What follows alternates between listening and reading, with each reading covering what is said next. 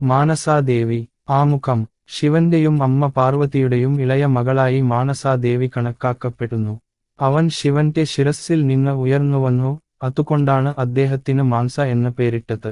മഹാഭാരതം അനുസരിച്ച് അദ്ദേഹത്തിന്റെ യഥാർത്ഥ പേര് ജരത്കാരു എന്നാണ്. അവരുടെ ഭർത്താവിന്റെ പേരും മഹർഷി ജരത്കാരു എന്നും മകന്റെ പേര് ആസ്തികെന്നും.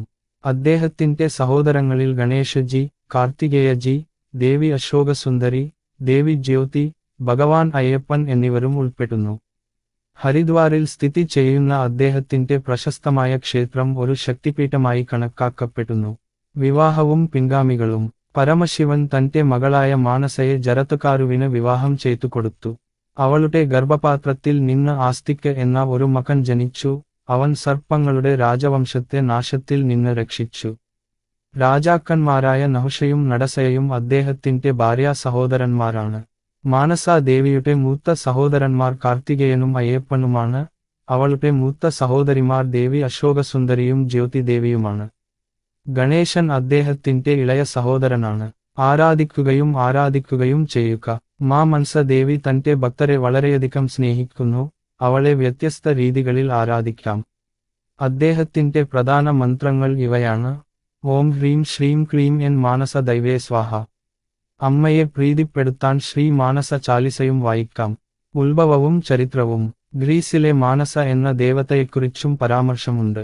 അവൾ ശിവന്റെയും പാർവതിയുടെയും മകളായും വിഷത്തിന്റെ ദേവതയായും കണക്കാക്കപ്പെടുന്നു. 14-ാം നൂറ്റാണ്ടിനുശേഷം അവർ ശിവന്റെ കുടുംബമായി ക്ഷേത്രങ്ങളിൽ ഇടം കണ്ടെത്തി. സമുദ്രം കലങ്ങിയതിന് ശേഷമാണ് മാനസ ജനിച്ചതെന്നും പറയപ്പെടുന്നു.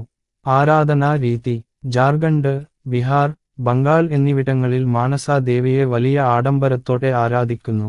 ഹിന്ദി, ബംഗാളി കലണ്ടർ അനുസരിച്ച് ബാഡോ മാസത്തിൽ അദ്ദേഹത്തെ സ്തുതിക്കുന്നു. അവന്റെ 7 നാമങ്ങൾ ജപിച്ചാൽ സർപ്പഭയമില്ല. ആ പേരുകൾ: ജരത്കാരു, ജഗദ്ഗൗരി, മാനസ, സിദ്ധയോഗിനി, വൈഷ്ണവി, നാഗഭാഗിനി, ശൈവിതേ, നാഗേശ്വരി, ജരത്കരുപ്രിയ, ആസ്തികമാതാ, വിഷഹാരി. സ്വരൂപ്. പാമ്പിനെ പൊതിഞ്ഞ താമരയിൽ ഇരിക്കുന്നതാണ് മാനസാദേവിയെ പ്രധാനമായും കാണുന്നത്. 7 പാമ്പുകൾ അവന്റെ സംരക്ഷണത്തിൽ എപ്പോഴും ഉണ്ട്. ദേവിയുടെ ചിത്രങ്ങളിൽ അവളുടെ മകൻ ആസ്തിക് എന്ന കുട്ടിയുമായി അവളെ കാണിക്കുന്നു. മഹാഭാരതത്തിലെയും പുരാണങ്ങളിലെയും വിവരണം. മഹാഭാരതം അനുസരിച്ച് അർജുനന്റെയും സുഭദ്രയുടെയും മകൻ അഭിമന്യുവിന്റെ മരണശേഷം അവരുടെ മകൻ പരീക്ഷിത്ത് തക്ഷക സർപ്പത്തിന്റെ കടിയേറ്റ് മരിച്ചു. പരീക്ഷിത്തിന്റെ പുത്രൻ ജനമേജയൻ സർപ്പനാശത്തിനായി ഒരു യാഗം നടത്തി. ആസ്തികൻ തടഞ്ഞു. പുരാണങ്ങളിൽ മാനസയെ ശിവന്റെ തലച്ചോറിൽ നിന്ന് ഉത്ഭവിച്ചതും വിഷമുള്ളതുമായി വിവരിക്കുന്നു. വിഷ്ണു പുരാണത്തിലും ബ്രഹ്മവൈവർത്ത പുരാണത്തിലും അദ്ദേഹത്തെപ്പറ്റി ധാരാളം പരാമർശങ്ങളുണ്ട്. 13-ാം നൂറ്റാണ്ടിനും 18-ാം നൂറ്റാണ്ടിനും ഇടയിൽ ബംഗാളിൽ രചിക്കപ്പെട്ട മംഗളകാവ്യം മാനസയുടെ ജനനം വിവരിക്കുന്നു. ക്ഷേത്രം. ഹരിദ്വാറിൽ സ്ഥിതി ചെയ്യുന്ന മാനസാദേവിയുടെ ക്ഷേത്രം വളരെ പ്രസിദ്ധമാണ്. ഇവിടെ മാതാവ് ശക്തിപീഠത്തിൽ ഇരിക്കുന്നു. ക്ഷേത്രം രാവിലെ 8 മുതൽ വൈകിട്ട് 5 വരെ തുറന്നിരിക്കും. ഉച്ചയ്ക്ക് 12 മുതൽ 2 വരെ ക്ഷേത്രം അടച്ചിരിക്കും. പഞ്ച്കുളയിൽ സ്ഥിതി ചെയ്യുന്ന മാനസദേവി ക്ഷേത്രവും പ്രശസ്തമാണ്. 100 ഏക്കറിലായി പരന്നുകിടക്കുന്ന ഇത് 1811-നും 1815-നും ഇടയിൽ രാജാ ഗോലാസിംഹ നിർമ്മിച്ചതാണ്. ഗതാഗത സൗകര്യം.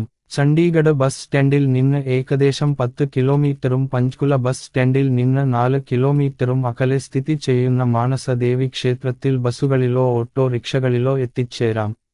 നവരാത്രി ദിനങ്ങളിൽ പ്രത്യേക ക്രമീകരണങ്ങൾ ഏർപ്പെടുത്തിയിട്ടുണ്ട്. ചണ്ഡീഗഡ് കൽക്ക റെയിൽ പാതയും ഇവിടെ ലഭ്യമാണ്.